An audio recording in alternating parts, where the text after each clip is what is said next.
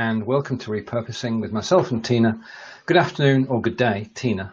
Good evening to you, right? It is evening, although it has to be said that we can't cope with this because it's 31 degrees and the Brits were not built for temperatures. You and I have talked about you put the aircon on when we think it's hot. We're struggling at the moment. This is the Repurposing show, and we're glad that you're all with us. And today we have a very special guest who's just left her chair and will come back in a moment. And I just want to say hello to Robert. And it's nice to see you, Robert, as we greet Kara. And so, Robert. Good morning. Good afternoon. Good morning, Kara. How are you guys? Good, thank you. Good. Thanks for giving me a minute to get my tea. Oh, no problem. If it's tea, you can't rush it. You have to get it just right. Thank you. All right. I'd just like to say hello to everybody who joined us, to Corinda and to Robert. And guys, I suppose the first question is, Kara, because this is the first time we've met, and we're always happy when we meet new people on Belive TV. So could you tell me a little bit about what you actually do? Well, in a nutshell, I am a rare book dealer. I'm not quite at the level of the legacy firms that you have there in the UK, like my buddies over at Mags Brothers and Bernard Quaritch. But those are my people. That's my tribe. Usually we're running in the same circles and doing the same fairs in Boston and New York and San Francisco and kind of all over the place. I stayed pretty domestic because I still have a relatively young family. And that sounds all exciting, but typically I'm locked down here at this desk and I'm researching and checking bibliographies and diving into histories and archives and lots of rare books with spines. But I also specialize more and more in what we call ephemera, which is historical paper in a nutshell. So I do a lot of work with journals and photographic archives and manuscripts and historical letters from both the colonial Americana to 20th century pop culture. Wow. Yeah, that's quite an array of items. Well, it's a great job for somebody who is insatiably curious and hungry for going down every little road that something new can take you. It's of course there's a structure on which all of that is built, and that's the nuts and bolts of how to approach any item at all and any genre of material. And I've studied that pretty intensely for the last 10 years. And some people do specialize extremely in a narrow niche. And in some cases I do. I tell people my specialization is women and culture, social history. And that's kind of where most of my interest lies. But again, 18th century paper and, Andy Warhol, catalog exhibits, the whole range is pretty much what I do every single day. So you're in a profession where it's okay to go down the rabbit hole. Yes, exactly. Exactly.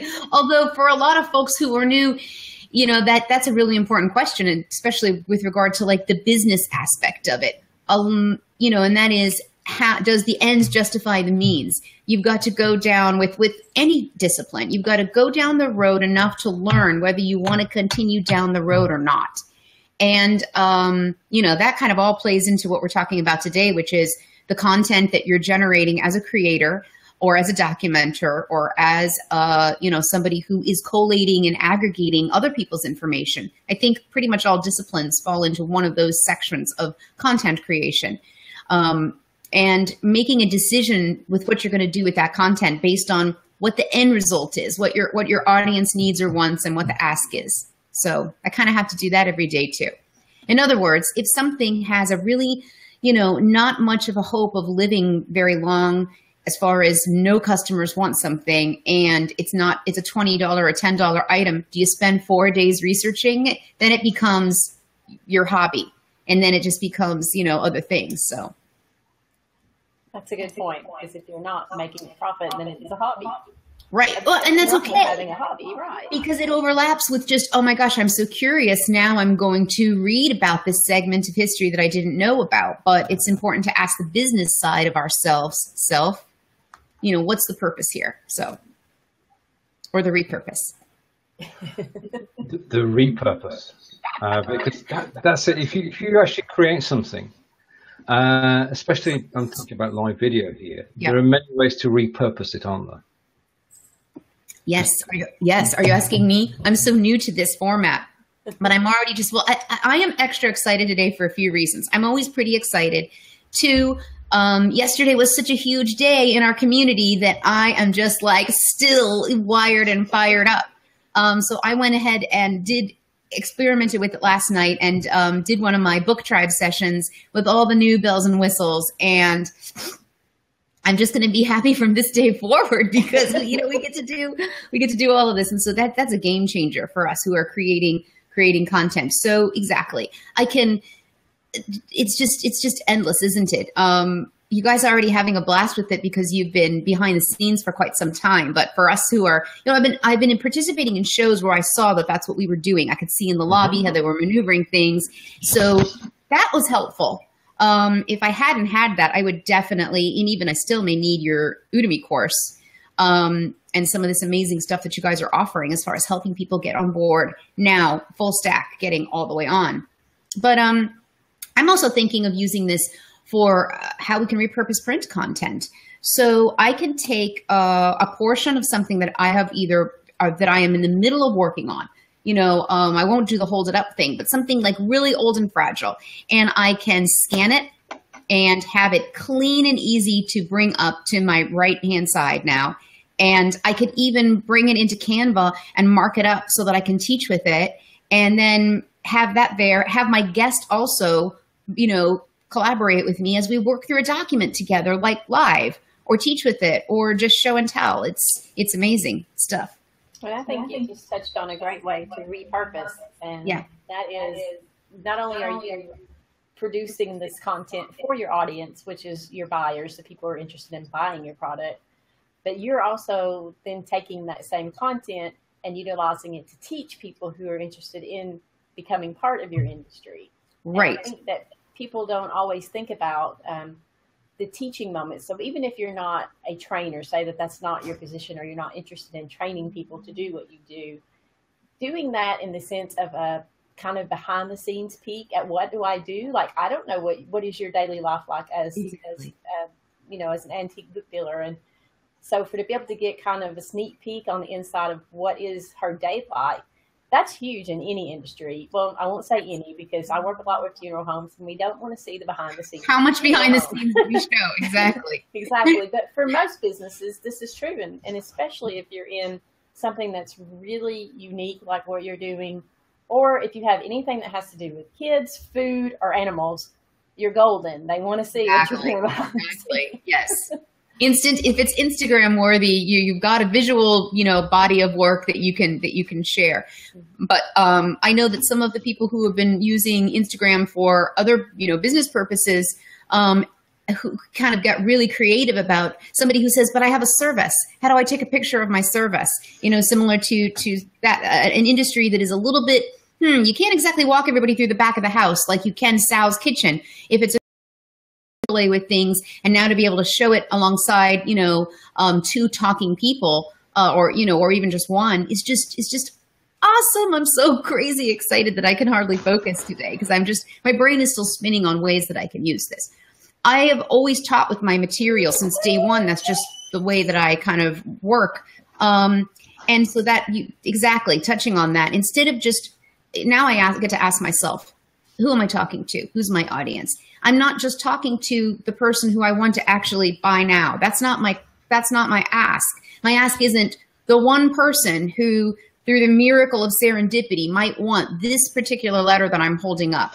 And same with a lot of other industries. You're not talking to one customer and hoping to pull them in. That's an awful lot of, time out in order to get one person in for this, one conversion quote unquote. I don't know marketing terms, but I throw them around. We are all actually just kind of educating about our industry or our brand, and get more and more granular, educate about this small facet of what we do. And it elevates everything, in my mind. I love to use the restaurant examples. Maybe it's because I want a restaurant, but if you're walking somebody through the back of a house and you're telling them what the special of the day is, and you're like, oh my gosh, look at this. Mama is stirring tonight's amazing, sauce. You're not necessarily just trying to sell the special of the night, are you? You're getting people excited about your block, that aspect of downtown that you're trying to, with other collaborative businesses, build back up again. I want to see somebody tagging through a collaborative live feed now that we can use mobile, and go, like a pub crawl, but going through business to business to business to business to show everybody what a new exciting block of businesses that are up and coming is doing. Chambers of commerce could use that. I mean, it's just kind of endless. Yeah, I think that's it's huge for business. Business opportunities are really just limited to your own imagination. Exactly. But when you're talking about the restaurant, I like to use the restaurant because it's visual and everybody can actually see that in their mind when you talk about it. If you talk about something more obscure, maybe they don't get that visual in their mind. But for a restaurant, for example, you're talking about walking through and talking about the daily special and seeing, them stirring the sauce. That's a couple of things. So yes, you're selling the daily special, but you're also selling a sense of credibility, because they see that you really are serving home cooked meals, which is likely what what your marketing spiel is, that this is all fresh, home cooked. But then you're also keeping your product or your service front of mind. So while the 300 people who are watching right now may not be interested in your service, may not even know that they'll ever be interested in your service, and maybe they won't be, but they're having dinner at that restaurant one night and they're talking, I don't know, something comes up about books. And so suddenly they're like, oh, you should go check out Kara. She sells, that's exactly what you're looking for. And you can go find her. And the reason for that is because you're front of mind, because they've seen you repeatedly. And that's the thing. You have to, people feel like they're like, well, nobody wants to see me every day. And while that may be true, you still have to be consistent. And that can be once a month, once a week, twice a week, whatever you decide you can produce enough content for. Don't do it every day if you can't come up with content for it.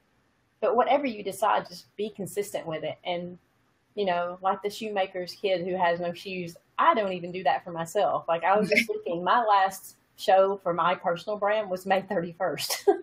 Right. So, right.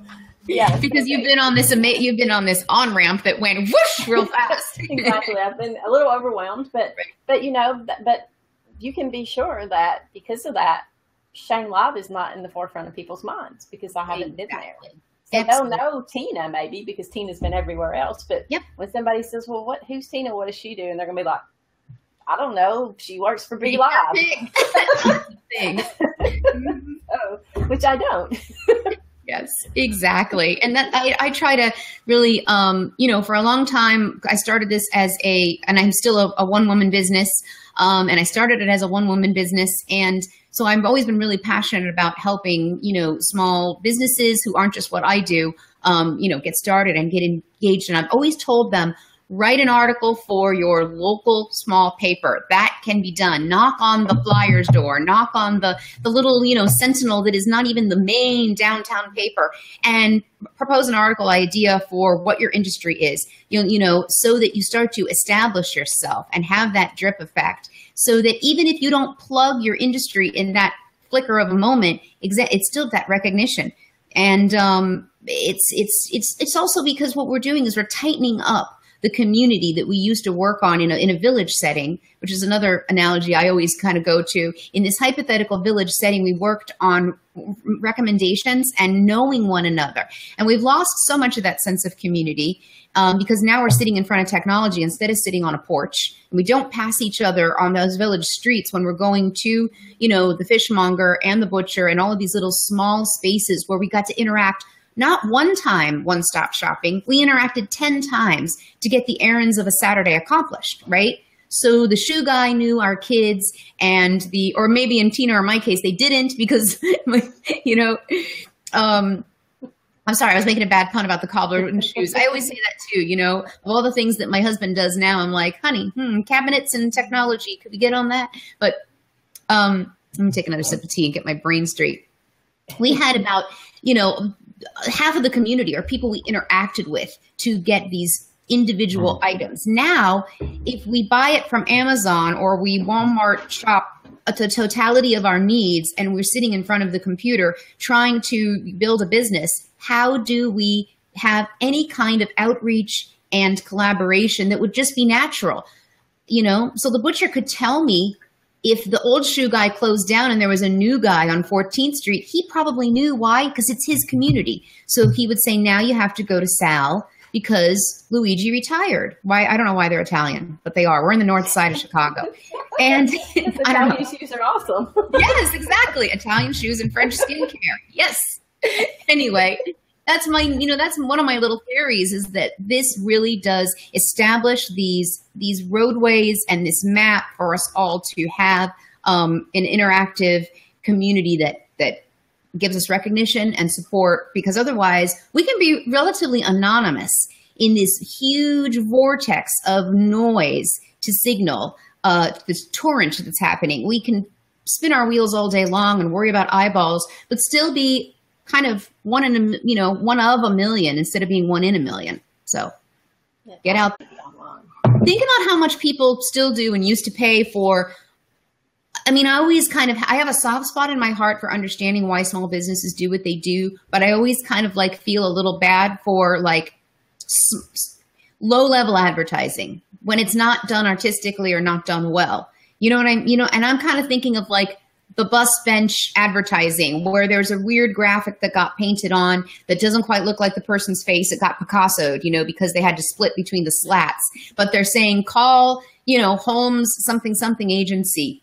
There's a reason, or the side of the bus or the billboard, or better than that, these Saturday morning, no one's watching, so the airtime is actually inexpensive, like local car ads. Right? We've all seen those in our community where it's grandpa's car firm. And so he's showing the little kid on his lap and showing that they're a family business. Come on down to Todd's Hondas. And we don't have to do that anymore. You know, that's that big ramble was leading up to that. You don't have to be on the side of a park bench for those cars driving by. Why would they do that? For that drip effect, you know? You don't need a sign spinner anymore. You can just go live. Totally agree that building community and going live go hand in hand. Yeah. And going live is the best way of networking we've had. Because we started off blogging, and everybody had to have a website and had to have a blog, and then we had to go on Twitter, then we had to come on Facebook, and we followed that for the last 10 years. And now we've arrived at a new area for people to get involved in and to build community, which is live video. Yeah. And this is what makes this beautiful to me, is blogging and Twitter and Facebook and all the things that we did up until the point of having this face-to-face interaction. There were two things. One, the way people write is not how they really are. I write completely different than the way I speak. And, you know, part of that's because of my education. It was required, and so it stuck with me. And then as a reporter also, sometimes it can be rather dry, because you can't embellish when you're reporting. So my writing is completely different than my personality. Now, that may be good or bad depending on who you are. Right, exactly, and who you're trying to reach. Yeah. So if you are a terrible writer, you're bad at grammar, it doesn't mean that you don't know your industry. It doesn't mean that you're not an awesome person. It just means that you can't write. And so that's a huge disadvantage for people who could not write, to have to be able to communicate in any of these platforms that we just discussed. Yeah. And so I think this really gives you an opportunity, and people who are good at it even. So when you're talking about, and his name just went right out of my head, now I've got Atchison in my head, and that's not who I'm thinking of. But anyway, there's someone who's very well known, and he's a motivational speaker. And, you know, even though he's known for speaking, like he's great at speaking, since he started to do live, people have said to him, I didn't know you were so funny, or I didn't know this about you, because when he's speaking, it's all prepared. So even when he's on stage, most likely he has a prepared speech that he does pretty much the same every time he goes out. And then when he does video production, it's produced. That's why it's a production. Yeah. And so things get cut out. So you're not getting the, the total effect of the person when you see them on stage or when you see them in a produced video. And he said, and he's huge, and I'm sorry, Stephen, I mentioned him before, if you can think of the person's name, pop in here, but he's very, he has like 500,000 followers on Facebook and over 1 million on YouTube. So he's very well known. And he said that since he's been doing live for the last couple of months, that he has a level of transparency and a no lack and trust factor that he never was able to achieve with everything else he's done before then. Exactly. Yeah. So, well, that is so right there. What you said is so exciting for so many levels. Even if you are before, you have a great pastry shop. You didn't go to school to be a writer. You didn't go to school to be a PR or marketing. So you either have to hire that out, which is okay because, I totally believe in letting somebody else do the parts of the business that you are not a specialist at. But when you're first starting off, you can't do that. You have all your overhead in your new oven and you're trying to bake pastries and you are an amazing person and your staff is fun and sweet and adorable. And one's from the old country and she has this adorable accent and she tells these long stories about the way she made pastries. And you can't capture all that in print media. I mean, you could take great shots of it and you could write stuff. But again, you were like, oh, I can't bake today. I got to try to write this darn blog. I got to try to, they say that I have to do this to get everybody there. And when you first said blogs, remember blog rolls and blog farms, link farms? You had to be on the other guy's blog roll. And it was just this roll of links, like calling attendance out. And how amazing to not have to worry about capturing that and just shoot. We just can't give them the smell of the pastry. But otherwise, you can really put them there. And even if somebody was, let's say Oprah heard about this pastry shop, she put it in her magazine, so it blows up because once she touches it, she's like, the next time you're in Kansas City, you have to go here. It's the best French pastry this side of the Mississippi. She puts it in her magazine, and it's got incredible reach. And she even talks about it. So you're set there. You don't need to do live anymore. Just kidding. Still, people would not really know you until she either had you on, and then people are like, oh, that's why okay, it brings us to life. It's like Star Trek level stuff, right, Tina? We get to beam in, and there we are. And all the data in the world does not sum up what goes beyond just the summation of our data and our stats and our words and our really well done flat lays. None of that gives people the same experience as interacting with us in person. Even if they visited our place of business when we weren't there, they would get the vibe, but they wouldn't get us. And most people, we are the engine. And so, people want to talk to that person. Anyway. It's exciting. Yeah. Well, and you bring up a great point because what you're talking about is storytelling, and every marketer knows that that's the best way you can market anything is to tell a story. Yeah. And going back to the Oprah thing, so even if Oprah put you in her magazine and talked you up, that's finite in terms of people are going to forget, and so at some point you're going to have to, you can only ride that wave for so long, right? Then you've got to do something else. But so speaking of your French pastries, maybe somebody sings while they're baking. That's what you put out there. It's it's unique and it's your story. These are your people, and ultimately your people, your employees are what drive your business. So if you have great employees, there are no better brand ambassadors than happy employees. Yes, exactly. And so I think you're right on. I mean, you get this. That's one of the reasons we wanted to have you on. You get the power of live video. And you're already doing repurposing, which I know Stephen's wanting to move us back into the repurposing. No, I'm happy whichever direction the discussion goes. We're talking about creating content, and this is creating content that people will watch and people will become interested and engaged by. And live video allows us to do that. And no, I'm not going to redirect the conversation at all. I'm just enjoying being part of the show. So do you do the live content? Say you go out and you you take an hour and go and shoot in that pastry shop. Yep. You have probably a month's worth of content in your hand when you leave there. Yes. Because although you're welcome and free, and most people do share that hour-long video, And then there's like so many other things that you can do after that to chunk it out and do things with it. And so I'm excited to hear how April sent me a message while we were talking. So I'm excited to see how Kara is. Yeah. Hi, Jorge. Thanks for stopping by. So I'm excited to see, like, I know Stephen is like a master at repurposing, and he like blows my mind with all the ways that he's repurposing. But I also know that you are very active in repurposing your content, and not just your content, but you were just speaking about using the print materials to repurpose. And I'm going to take us a different direction really quick, and I want us to get back on topic. I have to ask Kara, what do you think? So someone who's in your profession, say 100 years from now, how are we going to, like, what is that going to look like for the rare book dealer who's dealing in digital? Because that's all that's going to be left. Right. Well, okay. No, they will look just like this. I promise you, because 100 years ago and 200 and 300 years ago, they did. Actually, we look better now, because back then it was a non-diverse trade comprised primarily, except for a very few female printers that took over their husband's print job shop when they passed away. That often happens, sometimes anonymously and sometimes, in name.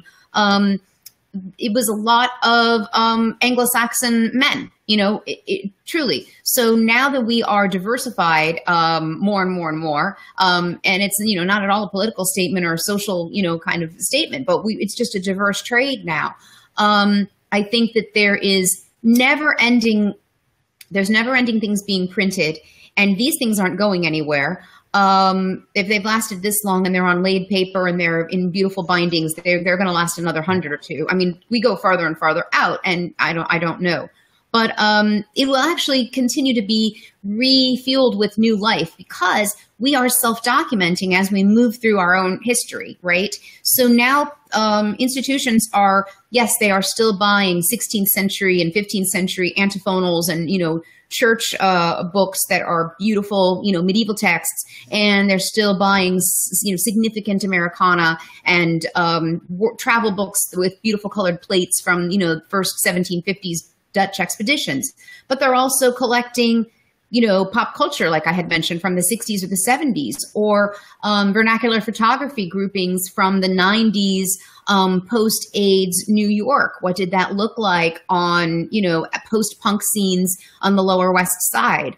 So we're really in the business not just of collecting and selling and, circulating rare, quote unquote, texts that are old by way of being rare, but significant texts. So a better definition sometimes isn't just that it's old, because a lot of times it's old and it's not valuable historically, culturally, or monetarily. It's just sentimental to someone who doesn't usually come into contact with that. But it's not significant, because in 1895, your average reprint of a Dickens book that was printed 20 years earlier, there's 10,000 of them, and they're never going to be more than a $10 book, right? I'm talking about the stuff that is old but not exciting, right? Like me, old but not exciting. But me in 30 years. And but when it's unusual and it has significance, and then we move to, scarcity and demand, that will always be, there will always be a place and a platform for us to be the vehicle for that, because we're just facilitating object cultural guardianship and research temporarily with us, and then moving on to either a collector or a larger scale, more permanent cultural guardianship in an institution like the British Library. So I think that it will look the same. Maybe what goes on the shelves will be the same blend that it is now. Some people just have, like I said, 18th century travel books that look like fancy old books. And some people are going to have, posters from the new, you just went to, was it Bonnaroo? Did you just go to? Yeah. Think about the culture, what a humanities professor could do with, and institutions do collect this, posters from like 1960s San Francisco rock scene. So we will be looking at the aggregate on an international level of what the artists and the graphics and the performers, what does that tell us about the current state in 2017? When we look at summer festival posters, what does that tell us about the culture? So we use them as lenses into culture. I was thinking more in terms of, and I'm glad you answered that, because I answered another section of that. But yeah. because so many things are digital now, and Yes. we don't have Definitely print get to things that you can, they're not objects that you can hold in your hand or that you can collect. So a lot of our history going forward is going to be in a digital format. Absolutely. I definitely was going to address that next. So that's what we call born digital. That's the, like, our side of the world's term for that. I don't know if it's the digital side of it, but from an archival standpoint, we call that born digital materials. And there's courses being taught.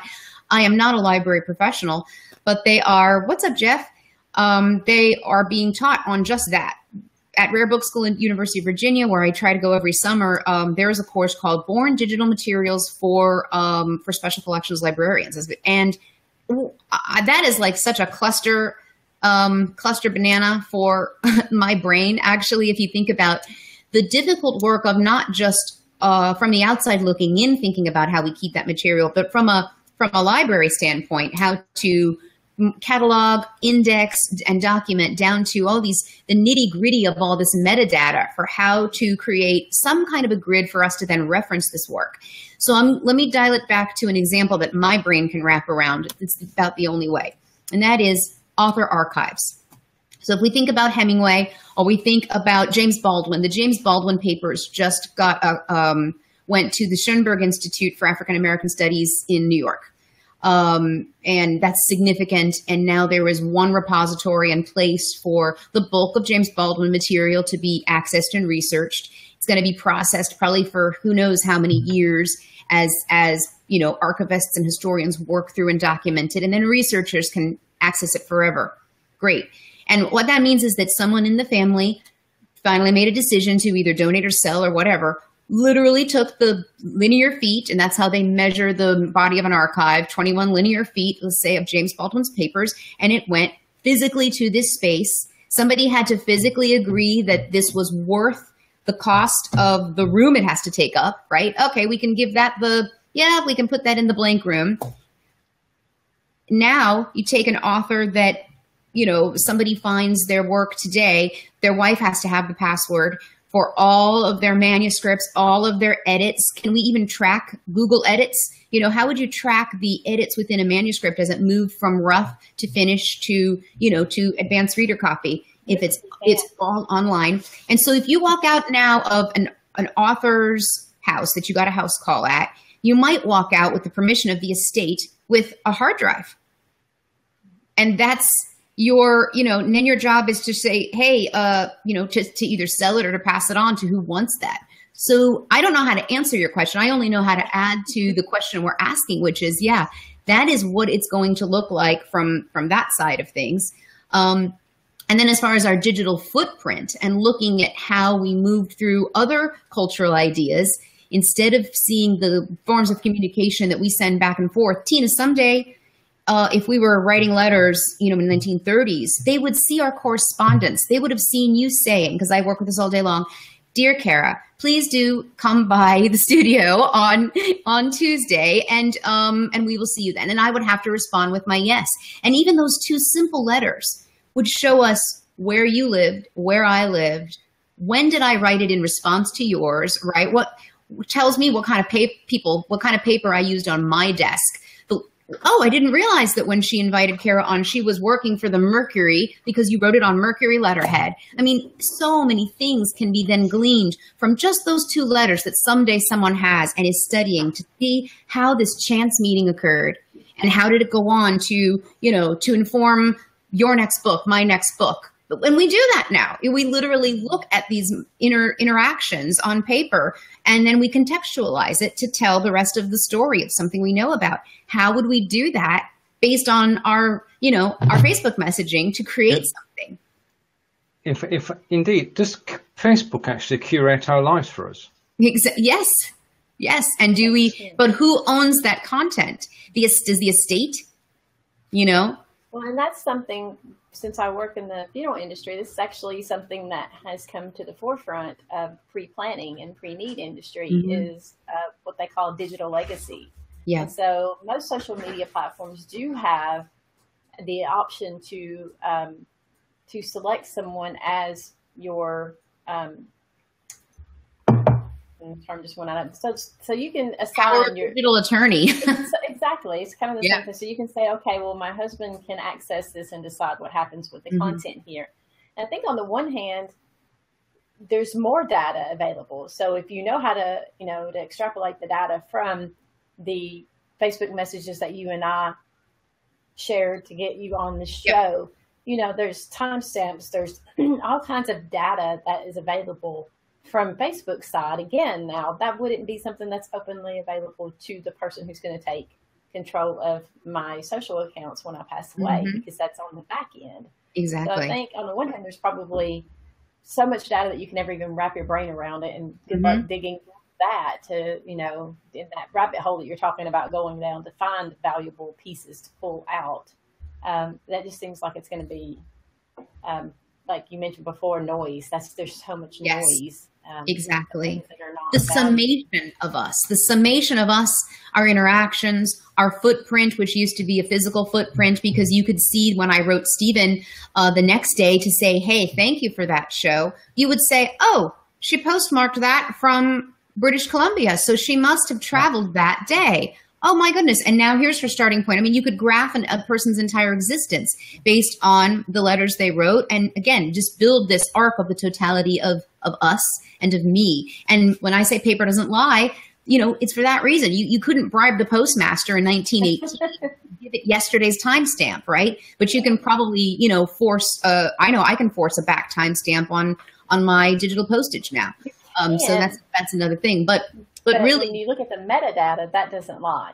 So right, again, that's true. So if you can get access to that, I do know that from a digital perspective, some things that have happened, like people using Twitter, for example, during times of disruption in their countries and their communities. That real time, Arab Spring, Yes, perfect example. So I mean, those are things that are of value, of a historical significance, that have happened digitally that I have no doubt will be documented and shared later on, as part of our history. But I think there's so many things, and especially when we're talking about pop culture and writers, that I'm afraid are going to be lost in the sea of noise, because how do you even know that they exist? And I'm sure that that's happened. I'm sure there's been some incredible writers that, never made it into history, and we don't have books from them. Yeah. But not everything. We do have manuscripts that they wrote, even if they never got published. So I think it's just going to be more difficult. I don't know, but I say that, but I don't do what you do. So I don't know how difficult what you do now is, but because at least it's tangible, right? What you're looking for is tangible. And here it's not something you can hold. You don't even know where to start. No, exactly. I think one point there'll be specialists that just specialize only in that will be this crossbreed of an antiquarian or a historian, and also somebody who has enough of a tech background that they can, save hard drives that or maybe, it becomes part and parcel. So the hard drive saver retrieves it so that then the estate who owns the intellectual content can then place it where it needs to be. And, that's already happened. I'm thinking of one dealer I know in particular that already deals with living author archives. And so he's already encountered, most probably somebody whose entire body of work at their time of death, if they're young enough, unfortunately, is going to be digital. And then also I worked with an archive of Robert Parker's, and I saw the split. So in the 50s and the 60s, it was typeset, and then it moved to Mimeo, and then from like the 80s on, it was printed emails between him and his publisher. This is his correspondence over 30 years between his publisher. So we've seen that's how it would look in the stack of actual paper. Something would have to be printed for it to be, looked at, then digitized so that everybody can actually access it. But it's an amazing thing to think about. I will, I hope I can watch from wherever I am energetically in the universe, and I can see what's happening. But this aspect, the tangible part, will never be lost, because we still do have print culture, as you know. Oh, absolutely.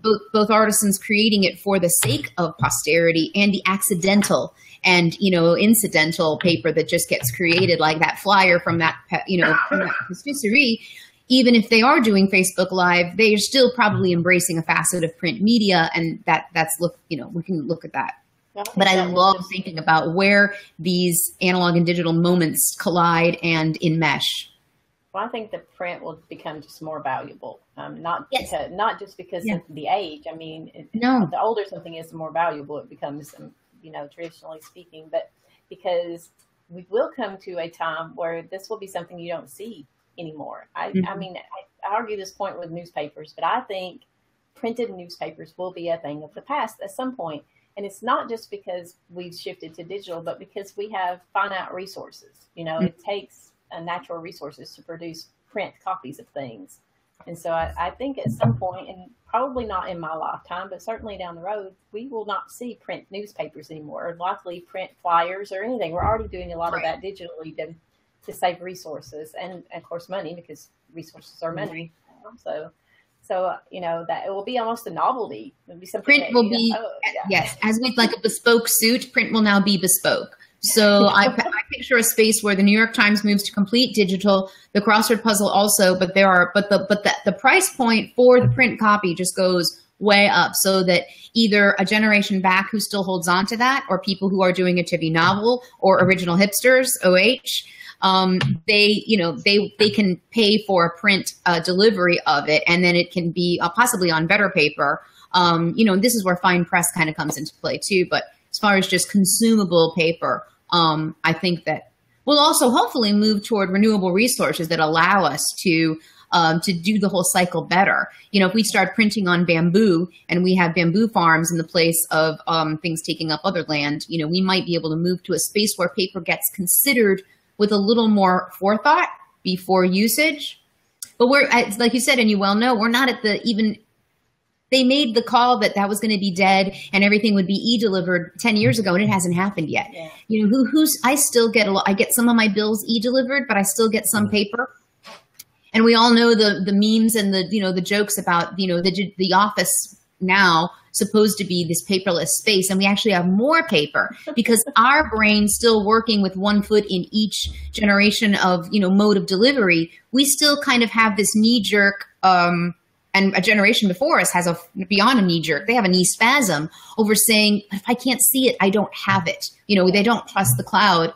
They trust it far less than we do. So how many times I did it yesterday. I know that I have an e-receipt delivered for paying the electric bill, but I still print the darn thing because it asks me to. You want to print this? And I'm like, sure. And so I have a couple banker boxes of the last years of receipts.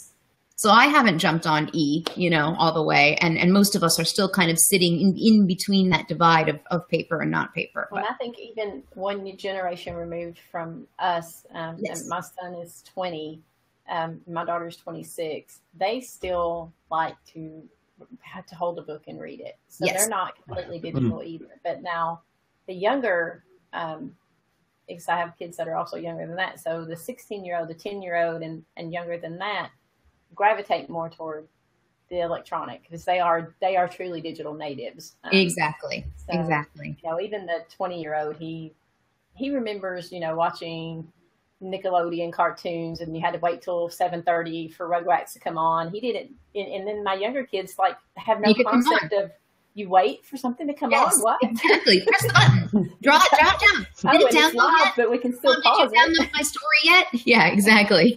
Yes. So they truly are. So I think it's, like I said, probably not in my lifetime that we're going to see printed newspapers. And I think books will be around much longer than newspapers or magazines. But I think that they will eventually be no longer.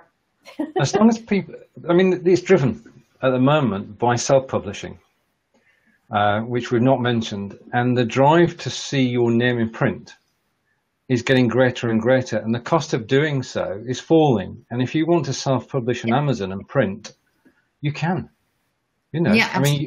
Obviously you go out to the Amazon and to the Kindle, but if you want to print a copy, even if only from a vanity point of view, then it's possible. Anybody can write. Oh no, sorry, I'm going to do and this we do. That's what we call. Yep. We call it vanity press, and usually they're rather poor quality. You can kind of tell by the binding, and often the interior is also a little bit of a poor quality because it's somebody wanting to self-document, family history, their first novel, that type of thing. So even in this digital world, did you need to take a break and say some things? Or Stephen, I didn't mean to interrupt you. No. You're answering my question. Okay. No You're problem. such a good listener. He's such a good listener. So we just check every once in a while. Is he being still here, or is he listening? He's both. So that's the thing. Seeing your name in print is still a mode. In fact, I believe that will actually have more currency because everybody can publish their blog. Everybody can be Instagram famous. Everybody can put up all of the digital photos you want, but not everybody can actually do 8x10 silver gelatins in a gallery space and print a real exhibit catalog that says, here you go, hard copy, baby. So the hard copy just got elevated even more. When we talk about a lot of that in our world, which is the fetishization of the object, the materiality of what we are working with. And Tina, you and I have we have younger kids and kids in our 20s. And the kids who are the under 15s, I don't know that they won't, triple negative, you'll have to figure out the logic of that. I confuse my logic-brained software developer husband all the time because I say, I don't not always do that. And he goes, wait, what? Do. What? But I believe that the under 15s, let's say, we don't know their cultural tastes just yet. Because the cultural tastes at that age are just kind of driven by immediacy and what they're used to. So it could be that they come around to our 20-year-olds, which already I'm seeing at book fairs and just anecdotally, they are already completely in love with the patina of things that are actually tactile. Because even their digital babiness that wasn't from when they were born, but because they segued into it, they already have like this look back longing towards what for generations was, just considered ubiquitous. So seeing that is really interesting. The call of the death knell of things that were analog was definitely premature. It lasted maybe 10 years, and now you have people who say they are using both media. And so that ties into repurposing. Let's bring it back for you, Stephen. Let's get back to repurposing. And that is just any person who it's either their passion project or it's their business or it is their mission. How much more important to be able to embrace multiple media formats. And rather than overwhelm your brain with saying, I have to create unique, original content for five different, digital formats and 2 different print, using the same generated stuff. I didn't say content a 17th time. Haha, I said stuff. Using that across both platforms, that's now completely doable. So I can take my print magazine and I can scan an article or a cover and I can use it to talk about in a digital space and teach with it. And then vice versa. I can take something like what you're doing with you did an Udemy course and it's a digital space, but you probably can print the handout or print the PDFs if you're somebody who wants to sit in your comfortable space and highlight and review while you look at your mobile to watch the video content of it. Or if you're, so digital will be repurposed to print, and print can obviously easily be scanned and repurposed into digital. So just those 2 streams could be where somebody could think about wrapping their head around how to use what they already do and turn it into a different format. And then, of course, all the repurposing on a micro level within each of those 2 streams. That's my thoughts. Certainly, I think we talk about when we do repurposing, we often talk about repurposing the content, and then specifically for different platforms. So when you talk about going from print to digital or from digital to print, those are 2 platforms, really, or 2 different media, as you said, and there's more than just the print, and there's audio. So you could read a piece of written material, then it becomes audio.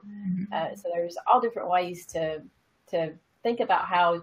So when you have one piece of content in front of you, and you get in the habit of this when you do it, and so I know Kara knows what I mean. But once you've done it, and you have someone lays in front of you a beautiful print, and you say, "Oh, that's really pretty. I'm going to hang it on my wall." Because your mind is already thinking, oh, that's really pretty. Before I frame it, I need to do this, this, and this. Because you've trained your brain to think about how else you can use that piece of content. And content can be visual. It doesn't have to be written or spoken or video. It can be an image. And images are powerful, particularly when they're combined with the written or the spoken word. Exactly. Right. So that's another space where we're already seeing that couple within just the last few years, some publishing and I don't know I guess they're publishing companies have come up with a way to kind of gearing it towards busy moms, and they're also gearing it towards artists and photographers. And that's kind of creating a lookbook directly from your Instagram feed, right? We've seen that. So you can, or directly from your phone with an app. So, because all of a sudden we got stuck in photo list land where you're like, oh yeah, so kid number 1, kid number 2, oh, kid number 3's in here, you know?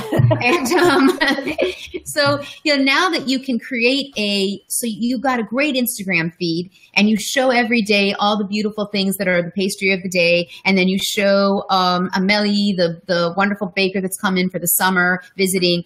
And you decide to print that to create a lookbook with your branding for the front that goes, you know, in certain people's, you know, bags and gets put out when you're doing a street event, you know. So already we've got both ways. And there's so many different ways to work with repurposing within each of those streams. If you want to talk about that, we can, because I have a lot of crazy ideas that I want to try, even if I haven't tried them yet.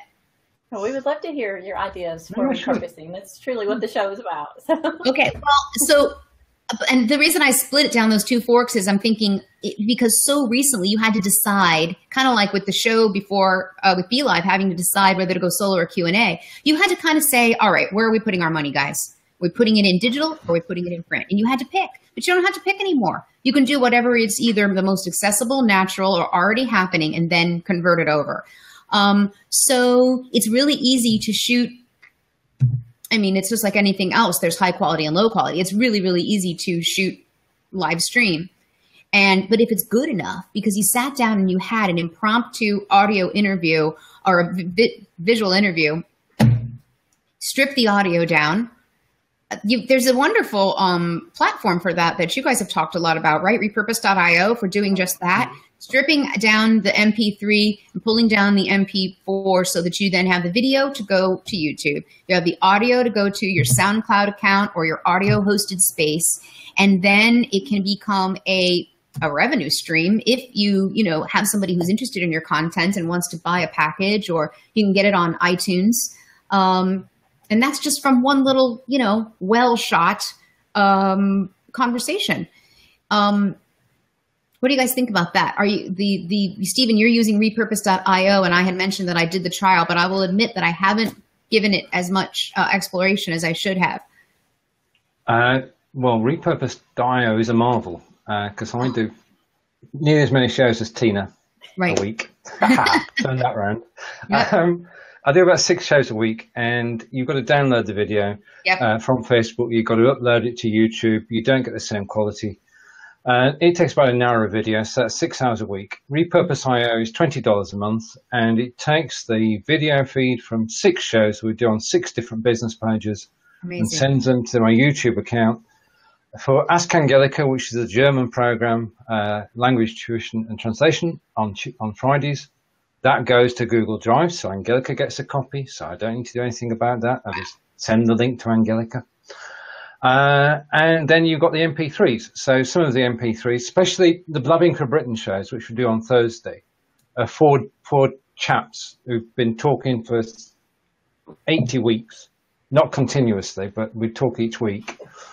And that's an excellent soundtrack because we don't need any editing at all because we don't stop talking. That's wonderful. So that goes up to SoundCloud. So Repurpose.io, I've got about 20 different channels running, all doing different things, as you said, to YouTube, to SoundCloud, to Google Drive, Dropbox, and there are more being added all the time. And I love the fact that it strips out the MP3 from the MP4, and you don't have to do any extra work. So it's fabulous. I did explore that myself. Yeah. Has anybody considered? I'm a big fan lately of LinkedIn for kind of standing out a little bit from the torrent in the Facebook stream. And so I try to dot some articles over there. If I repurpose, a blog entry or a really deep, kind of a long catalog entry that I've written, I will go ahead and publish it over on LinkedIn as either an article or as just a post. I've been playing around with the numbers, and it seems like posts get more engagement than actual articles, even though the opposite should be true. As you know, it's kind of like the Facebook business page versus your personal page. Thank God I interbranded a long time ago, because once the Facebook business page logarithms, dropped, I still had my personal page to kind of have a voice from. But I have not explored using and integrating video over there. You can absolutely use video over there. And I don't know if Repurpose sends it over there yet. One of the cool things I just want to throw out there for Repurpose, for people who are just tuning in and not familiar with repurpose.io, when Stephen mentioned that it takes all of this content and automatically uploads it to all these other places, they're using their bandwidth. It doesn't affect your computer. It doesn't touch anything. You all know if you're downloading, especially when you're uploading content to YouTube, you can't do anything else on your computer unless you're like me and you have a second one over here to work on while all that's going on. Then you're just kind of dead in the water until that's finished. And with repurpose.io, you don't have to, you set it and forget it, literally. You don't have to log in and tell it to do anything. You just set it. And then Stephen, being the genius that he is also integrated if this, then that. Love. Indeed. Then expands what you can do with repurpose.io. And I think he could do an entire course on just using if this, then that to repurpose content. I'm so glad it's still around, because it was one of the babies in the beginning of this burgeoning of app productivity age that I embraced right away and set up a bunch of formulas. I know we talk about this, they don't call them recipes anymore, but I came on it in the recipe days, and I honestly kind of forgot about it. Talk about set it and forget it. It's like it's a crock pot of cooking. And I actually still have one that I don't want, and I can't figure out how to turn it off. I mean, and I de-engage and I disengage, but my Instagram feed still automatically feeds to Twitter no matter what. So it's one of those. But do you have it on Twitter there? What's that? You can go to Twitter and connect accounts. Have you set it on Twitter by accident? Maybe you go into your truck. Yeah, no, I have. And I tried to undo my if this then that. And now, so if I share it via Instagram, I double it to Twitter and then I single to Facebook. I mean, it's just like it's like those great domino things. But that is not to speak ill of IFTTT, because I love it. I really, really do. And it's a time saver, especially, although you have to use it intelligently, which I'm sure you're doing. What I stopped doing, and the reason I wanted to de-engage it, was I don't want, and this is something we maybe should talk about, when you repurpose with time awareness. So instead of Insta sharing that graphic of the day, which is this new shot or the front of the store or the beautiful dish, blasting it everywhere. If you've got a lot of people overlapping and tuned in to more than one of your channel, you're inundating them all in the same space, the same picture. You know, we've seen it even among friends. It's like, it's Instagram, Twitter, over to Facebook, thing, Tumblr. I mean, don't put it, my opinion, all 6 places at once. We touched on this, I think, when I was just commenting in a show weeks ago. I really believe in allowing, and some of the productivity apps let you obviously schedule and stagger so that content isn't blown all, at once. It's like drinking all your Costco coffee in one day. You've got to show respect to the people who are actually following you on Facebook and following your page and reading what you actually say. Right. And when they do actually see things from you, you want them to be interested. So, I mean, with the T recipe apps, I switched them off. They're not on every day, because if I put them on every day, that would annoy people, which isn't fair. So I think, we do use if as much as we can, but there is a situation where you could overuse it. Yeah. But you have to use it strategically. And when you're repurposing content, you also need to be mindful of the platforms that you're repurposing to, because you will not take the same piece of content that you use for Facebook and put it on Twitter. It's just not going to. You can. I'm not saying you can't, but don't expect it to perform as well on Twitter as it did on Facebook, because you created it for Facebook. Yes. And that shows. It's obvious. It does. Automation, can take away some of that personalization and sincerity too, which is what we're driving towards. And Google will also penalize you if you are bombarding people with the same content, so that their algorithms actually look for duplicated content. And so you need to be really careful if you're repurposing blogs and sharing stuff out all at one time. It's good to reshare it, but like Kara said, stagger it so that it's going out on different days. And it also just gives you more content. Yes, think about it. It just gives you more to use, because if you say, okay, on Monday, I'm going to share this with Twitter, this with Facebook, 3 different pieces. This one goes to Facebook, this one goes to Twitter, this one goes to Instagram. Well, then on Friday, you can switch those up. So the one that went to Twitter can go to Facebook, and yes, you'll have some overlap. So you'll have some people who will recall seeing that on Monday, but they won't be annoyed because they didn't just get it 5 times if they happen to follow you on all 5 platforms. Exactly. People do go and look for you. True. If they like you on Facebook, they're going to go look for you on Twitter and in other places. Yeah. So. Exactly. That happens all the time. And I think the best way to use it in some cases is really to kind of bank your content. So you're sending it automatically to Google Drive.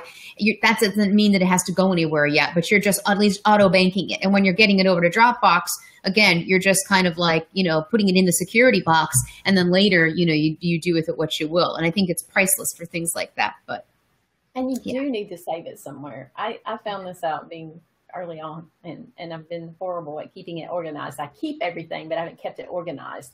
Me and too. by organized, I mean, because I have social media clients, I have several. I create and I brand content for each one. I don't use cookie cutter stuff. So everything's branded individually.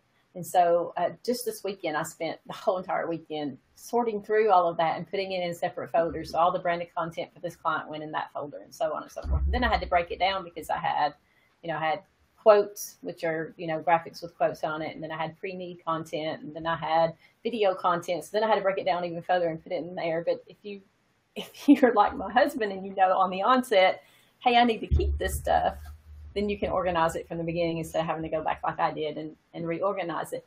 But I know, I've been doing this for years now, so obviously I have a ton, but I did not realize I have enough content now for my clients that I could put it on a cyclical basis, and they would never ever know that I used the same piece of content again because it would be so far down the road.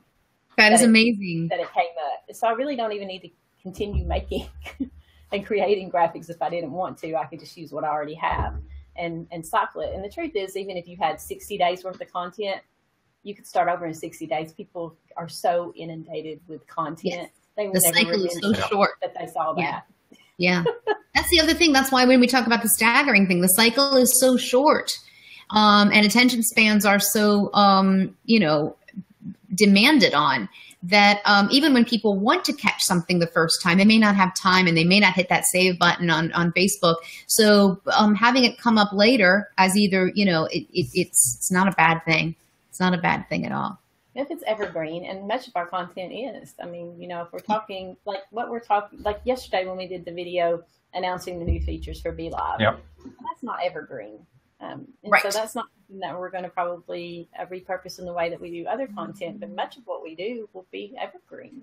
But holy crap, what a reach, what a day. That was like a record-breaking day for the whole team. That was just, rocket launch. They did go to the moon. How many hundreds of people joined the Belivers group following that broadcast? I know it was, the last I heard, it was over 200 had joined following the broadcast. According to Antonio, it was over 300. That's awesome. It's amazing because the group grew by 20% just in one day. That's probably in hours, really. Yes, oh, yeah. exactly. And hundreds of people signed up for the free trial and are continuing to do so. Yeah. So as a launch, as an effective launch, one program, a 90-minute program, got everything off the ground. And it just shows the power of live video. Yeah. And a shout out to Jeff, who was praising us earlier. He is quite probably, as a certain lager would say, he is quite probably the best show host in the world. And he manages to get everybody involved. Yeah. Now, we've reached, not only have we reached the top of the hour, we've reached past the hour. And it's been an enjoyable 60 minutes. And we've learnt a lot, and we've shared a lot, and I've had pleasure listening and chipping in occasionally. Thank you. But I think we've only touched on the subject. So if Tina and I are to invite you back in a month's time. Absolutely. Love it.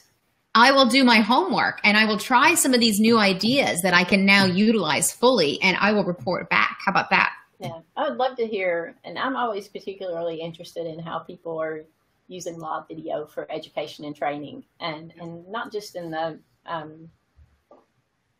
academic field. Right. I love that too, and I hope that I see more people using it in the academic field, but just in training and education in general within your industry. Yeah. So I'm excited to hear more about how you're using live for that.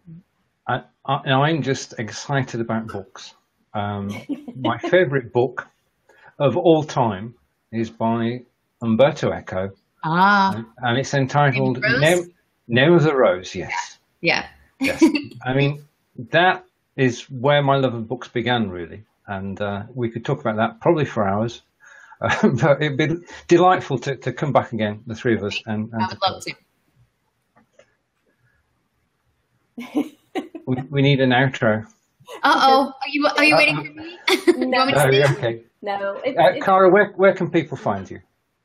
Well, they can find me, littlesagesbooks.com is my, and find me on Facebook, Kara Accettola, or Little Sages Books as a business page. But I really would love if people would find me over at the Book Tribe, which is a new group for everybody on all sides of this book circle, around the book table, for us to just have a conversation. It's not a selling site. It doesn't funnel anybody down to anything else. I'm not trying to twist anyone's arm for them to buy a first edition Umberto Eco. It's just a place for us all to kind of have a salon atmosphere and chat about this thing that most of us have a connection and a love to, which is the printed word. So the Book Tribe is a group over on Facebook that I'm happy to welcome anyone to.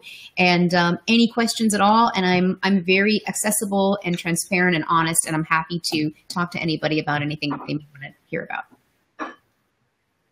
Wonderful. Yeah, and I was watching last night when you were doing your podcast for Book Tribe.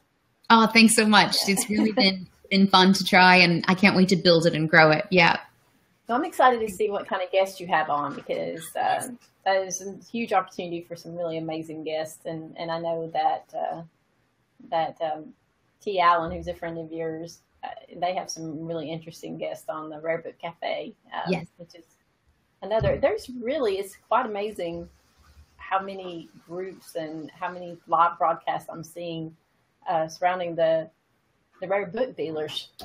Just in general, I know that there's I don't even know how many, because the group has just continued to grow. I know that Lindsay and T. Allen have a group that's growing and growing and growing. So I imagine that that the group that you've started for your show is also, how fast has that been growing for you? Have you been surprised? Well, I'm a little bit on the fence because I have it closed. Oh, okay. Not secret, but closed. No, but I mean, it's visible to anybody. Right. But I've got that. There's like a technical thing. Like, do you leave it open so that it, does it draw up and search the same way when it's a closed group? I really want it to be a place where everybody's comfortable talking. So I'm not going after numbers, but I'm going it for engagement and for that kind of thing. But I am happy.